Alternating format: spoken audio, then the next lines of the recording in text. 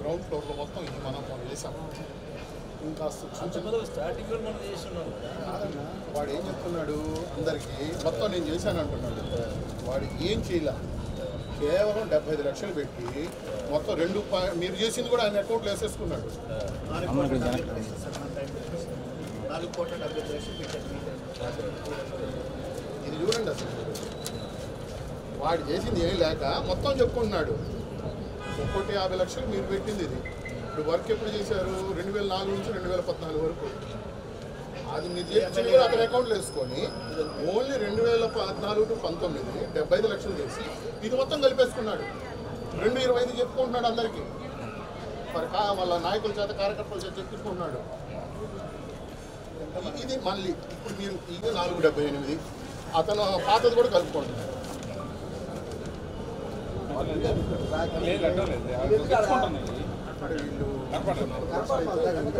వచ్చిందని చెప్పేసి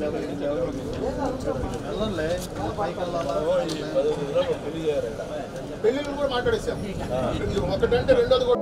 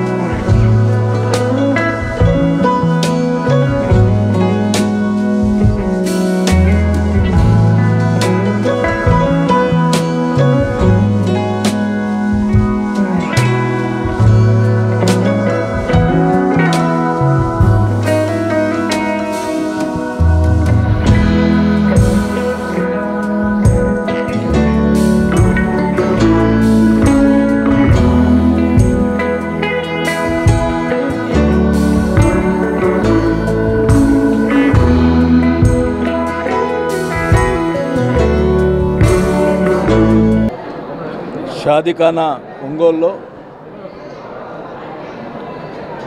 2008లో అనుకుంటా బహుశా ఆ రోజు ముఖ్యమంత్రిగా ఉన్నటువంటి రాజశేఖర రెడ్డి గారి చేతుల మీదుగా ఇక్కడ షాదీఖానాకి ఫౌండేషన్ స్టోన్ వేయటం జరిగింది.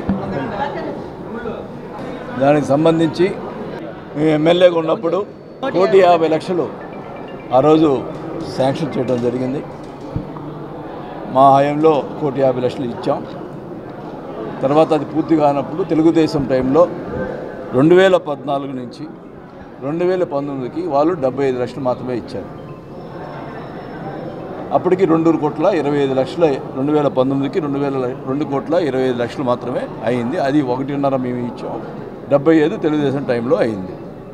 తర్వాత మళ్ళా మేము వచ్చిన తర్వాత ఇది కింద కూడా కాదు పైన కూడా వేయాలి అని మేము అనుకొని మొత్తం కూడా కింద పెళ్ళిళ్ళకి అంత పూర్తిగా ఉపయోగంగా లేదు. పైన కూడా వేస్తే ముస్లిం సోదరులు మరి అందరికి కూడా బాగుంటుంది అని చెప్పి అందరూ కూడా ముస్లిమ్స్ సోదరులు అందరూ కూడా వచ్చి చెప్పిన తర్వాత 5th ఫ్లోర్ కూడా వేసి ఇప్పుడు చాలా అద్భుతంగా 5th ఫ్లోర్ మనం చేయటం జరిగింది. మరి ఇట్లాంటి షాదీఖానా అనేది ఆంధ్ర రాష్ట్రంలో ఎక్కడ కూడా లేదు. మరి ఆ రోజు సైట్ అలాట్మెంట్ చేసింది కానీ అన్నీ మేము చేస్తే మేము షాదీఖానా కట్టాము అని చెప్పి ఎలక్షన్స్ ముందులా పూర్తి చేయకుండానే వాళ్ళు ఓపెన్ చేయటం అంటే ఊరికే ఎలక్షన్ కోసం ఓపెన్ చేయటం అనేది కరెక్ట్ కాదు. మరి ఎలక్షన్ కోసం ఆ రోజు ఓపెన్ చేశారు. ఈరోజు అయితే మొత్తం మేము కూడా 4,80,00,000 మరి టోటల్గా 4,80,00,000 వరకు మీరు చేయడం జరిగింది. వాళ్ళు కేవలం తెలుగుదేశం టైంలో 75 లక్షలు మాత్రమే చేశారు. ఇది రికార్డెడ్గా ఉంది. కావాలంటే వాళ్ళు మున్సిపాలిటీలో కానీ ఎక్కడైనా తెప్పించి మాట్లాడమనండి. ఈ ఇన్ఫర్మేషన్ యాక్ట్ తీసుకొని మాట్లాడండి. ప్రజలను మోసం అనేది చేయొద్దు, అబద్ధాలు చెప్పొద్దు. ఇది మా అధికారులు ఇచ్చినటువంటి రిపోర్టు క్లియర్గా ఉంది. ఇక్కడ 2000 పీరియడ్ 2014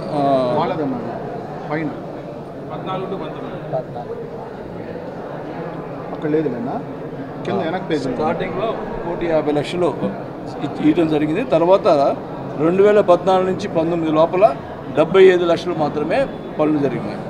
తర్వాత మళ్ళీ మేము వచ్చిన తర్వాత ఈరోజు టోటల్గా 4,78,00,000 ఈరోజు పనులు పూర్తయినాయి. ఇంకా 40 లక్షలు పనులు అంటే ఇప్పుడు పెళ్ళిళ్ళు చేసుకునే దానికైతే ఇబ్బంది లేదు. ఇంకా లెవెలింగ్ కూడా ఒక 40 లక్షలు కావాలని చెప్పి ఇప్పుడే చెప్పారు. ఖచ్చితంగా ఆ 40 లెవెలింగ్ కూడా సంబంధించినటువంటి బయట ఉన్నటువంటి లెవెలింగ్ కూడా మేము చేసేదానికి సిద్ధంగా ఉన్నాం. టోటల్గా మేమే అధిక భావం పెట్టడం జరిగింది.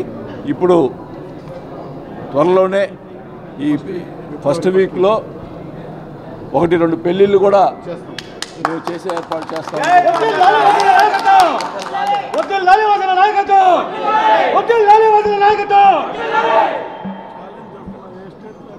పెళ్ళిళ్ళు కూడా ఆ పెళ్ళిళ్ళకి సంబంధించినటువంటి దానికి కూడా నిరుపేదలు వాళ్ళకి ఫస్ట్ ప్రయారిటీ ఇవ్వడం జరుగుతుంది.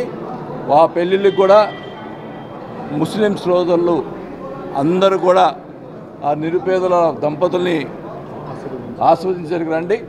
మొత్తం కూడా ఆ పెళ్ళిళ్ళకి సంబంధించినటువంటి భోజనాలన్నీ కూడా నేనే ఏర్పాటు చేస్తాను.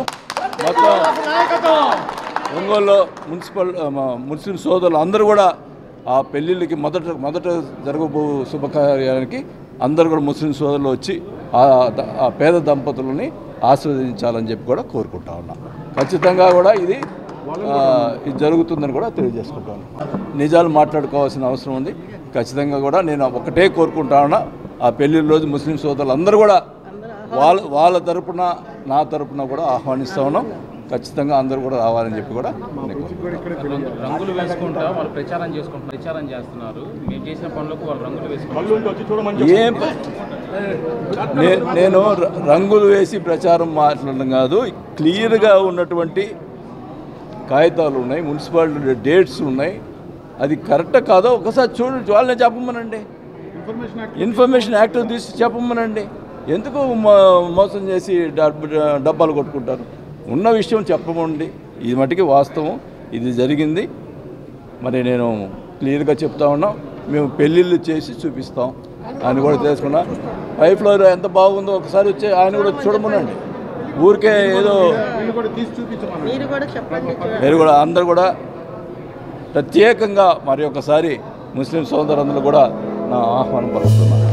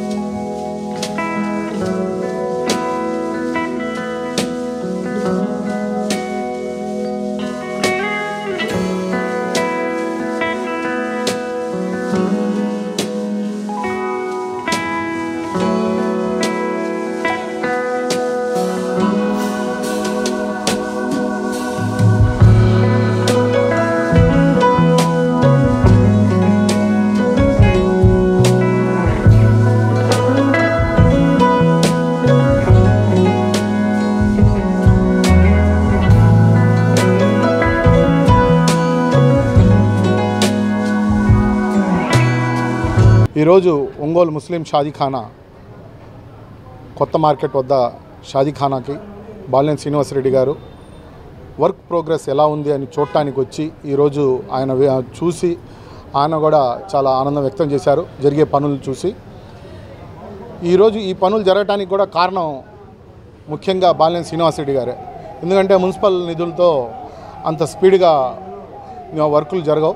అయినా కూడా ఆయన అదేవిధంగా అధికారులని సమీక్షించి ఎప్పటికప్పుడు ప్రతి ఒక్కరితో మాట్లాడి ఇంజనీరింగ్ విభాగంతో, కాంట్రాక్టర్లతో, కమిషనర్ గారితో, అలాగే మేయర్ గారితో ఈరోజు ఇంత దూరం ఈ పని చేయడానికి ముఖ్య కారణం బాలినేని శ్రీనివాసరెడ్డి గారు.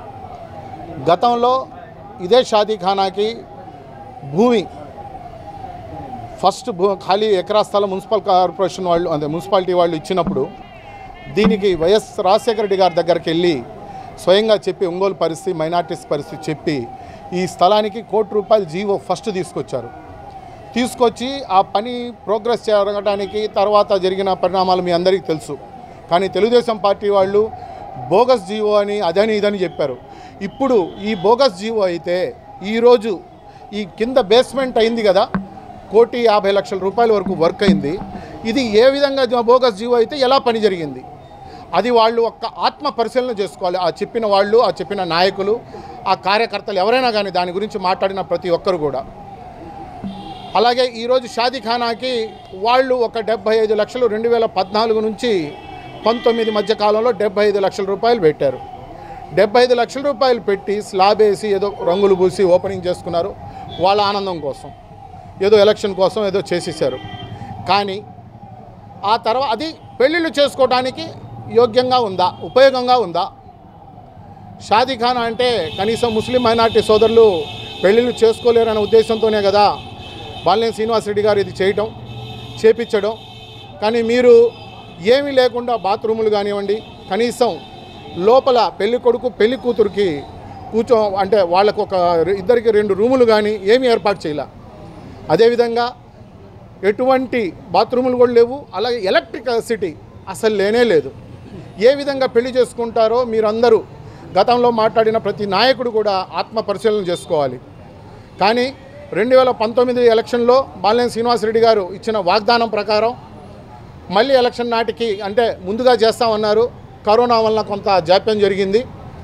కానీ అయినా కూడా ఆయన చొరవ చూపించి ఈరోజు ఓపెనింగ్ కూడా పూర్తి స్థాయిలో చేయడానికి సిద్ధమై, కింద కాదు, కింద చేస్తే ఏం ఉపయోగం ఉంటుంది, పైన కూడా చేయాలి, ముస్లిం సోదరులు ఇది సరిపోదని చెప్పి ఆయన మొదట్లో వీక్షించి ఈరోజు పైన కూడా ఏర్పాటు చేసి స్లాబ్ వేయించి ఫస్ట్ ఫ్లోర్లో ఎంత ఘనంగా చేశారో.